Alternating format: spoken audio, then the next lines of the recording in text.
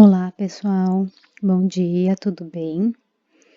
Hoje, então, nós vamos dar sequência aos gêneros literários e vamos falar especificamente sobre o gênero dramático, ou seja, aquele em que a voz, então, narrativa é entregue às personagens e são elas que contam a história por meio de diálogos e monólogos.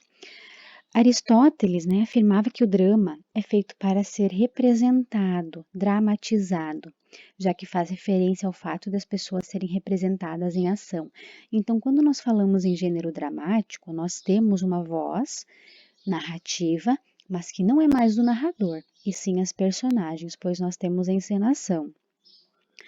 As origens do gênero dramático, então, se dão a partir das danças ritualísticas, em que os participantes representavam diferentes papéis, e ainda a partir de festivais que anualmente aconteciam na Grécia Antiga, em honra ao deus Dionísio, ou seja, ao deus do vinho. Nesses festivais, então, bebia-se e cantava-se para louvar esse deus. Como aconteciam esses festivais? No primeiro momento, havia um coro, então, que entoava hinos, tá? Em que eram narradas, então, os episódios da vida de Dionísio. Num segundo momento, esse coro ele era dividido em perguntas e respostas que eram coordenadas por um corifeu, ou seja, o regente do coro. E num terceiro momento, aqui surge o ator protagonista, que nesse caso, da Grécia Antiga era Tespes, um poeta grego. E com isso, então, nasce a tragédia que está intimamente relacionada ao gênero dramático. A representação do ator protagonista provocava sentimentos no coro, que nesse momento transformava-se em plateia. Então vejam, havia um coro que participava da encenação, mas que também era plateia, e eles avaliavam o comportamento do protagonista. Então, cantando, o coro respondia a ele para concordar ou discordar de suas ações. Então, vejam, nós tínhamos um protagonista, então voltando um pouco, que era Tespes, o poeta grego, e tinha o coro, então, que respondia às perguntas do protagonista, concordando ou discordando das ações.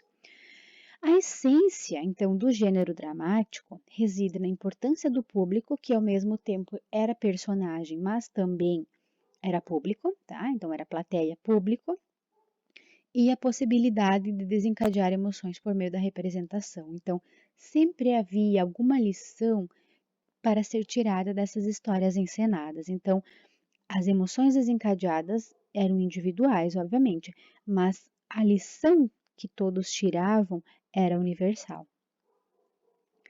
E assim o gênero dramático, então, na Grécia Antiga, ele é, de certa forma, dividido em dois, a tragédia e a comédia. A tragédia é a peça teatral em que, então, se tem a representação de personagens nobres e que procura, por meio da ação dramática, levar a plateia a um estado de grande tensão emocional. O que significa isso? Nobres, reis, rainhas, encenavam as peças, a plateia assistia e, ao mesmo tempo em que assistia, havia uma tensão muito forte, porque os temas que eram representados eram sempre algo do irreal, mas do irreal no sentido de não poderiam ter se realizado, mas realizaram. Então, as mortes eram tematizadas, os incestos também, que o filho se apaixonava pela mãe, inclusive casava, enfim, em que filhos matavam os pais. Então, isso estava muito presente. Então, por isso o próprio nome, tragédia, E geralmente, então, essas peças terminavam com um acontecimento funesto, Então, ou uma morte, ou algo nesse sentido. Drama e tragédia, em suas origens, eram quase sinônimas e faziam referência a uma encenação que apresentava ações humanas que simbolizavam a transgressão da ordem no contexto familiar ou social. Então, como eu disse, muito tematizados eram os incestos, Então, havia uma encenação em relação a isso justamente para mostrar essa desorganização que se passava a ter no contexto familiar ou ainda no contexto social, porque se tratavam de reis e rainhas, príncipes geralmente. O elemento trágico, por definição, então era a paixão. Então, tudo que desencadeava, os acontecimentos era a paixão, sempre, E os seres humanos, então, agiam de uma forma irracional e violenta, transgredindo, e ignorando qualquer lei humana e divina. Então, por isso, o nome, drama, tragédia. Aristóteles, já em sua obra Poética, vai falar dos temas da tragédia, as paixões humanas e os conflitos por ela desencadeados. Então, os personagens são os nobres, né? Nobres e heróicos, ou seja, deuses, semideuses, membros da aristocracia. O objetivo da encenação de uma tragédia era provocar terror ou piedade. Então, no público eram esses os dois sentimentos. Ou se aterrorizavam, né? Ou então se apiedavam de quem merecia tal sentimento. E tudo isso, então, era dramatizado para que houvesse uma purificação dos sentimentos da plateia, né? Que se chamava catarse. O que significa catarse? É o sentido de que você tem uma encenação, o público, a plateia, então tem uma reação diante disso, e ao mesmo tempo se tem uma experiência, então, de sentimentos puros, né? Ou você vive o terror, ou você vive a piedade. Não havia um meio termo. A comédia, né, que é uma outra possibilidade do gênero dramático, ela tem a mesma origem da tragédia, né? Ou seja, os festivais em honra a Dionísio. A diferença é que a comédia, então, aconteciam, né? A comédia, então, acontecia a partir dos festejos da primavera, né? Então, porque costumavam apresentar um cortejo de mascarados. Tá? Esses cortejos, então, eram denominados comos, e aí se deriva, então, a palavra comédia. A pé ou em carros, eles percorriam os campos dançando, cantando e recitando poemas jocosos em que satirizavam personalidades e acontecimentos da vida pública. Então, a jocosidade presente é o que vai também caracterizar a comédia.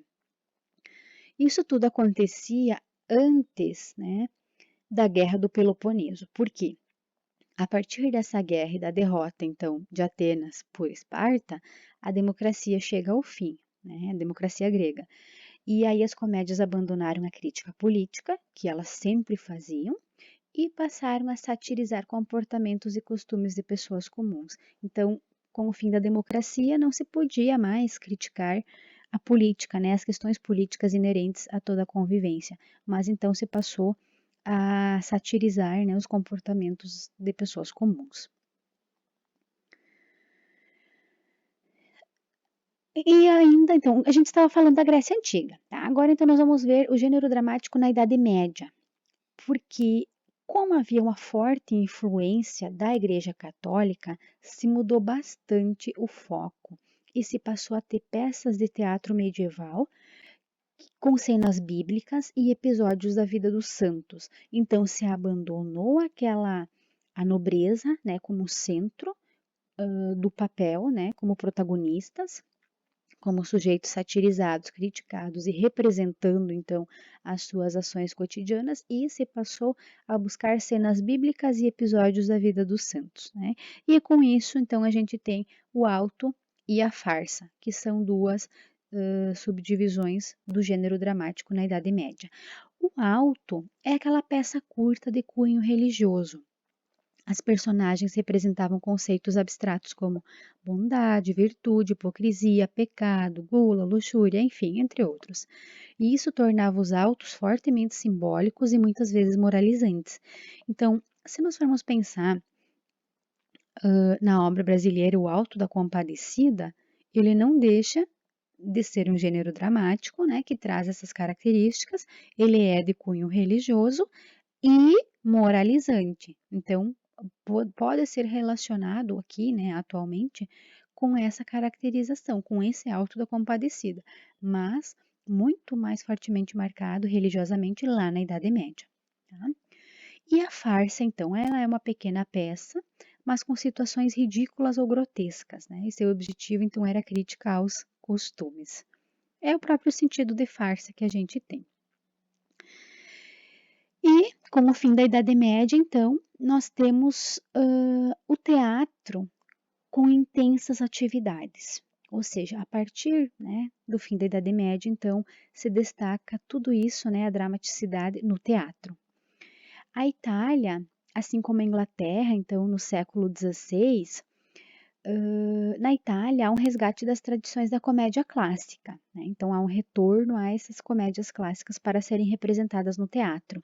E na Inglaterra, a gente vai ter Shakespeare com suas inúmeras peças, entre tragédias e comédias, que se transformam em clássicos do teatro universal, né? Que são lidas até hoje, encenadas até hoje e muito representativas, criticamente, né? De uma situação social construída.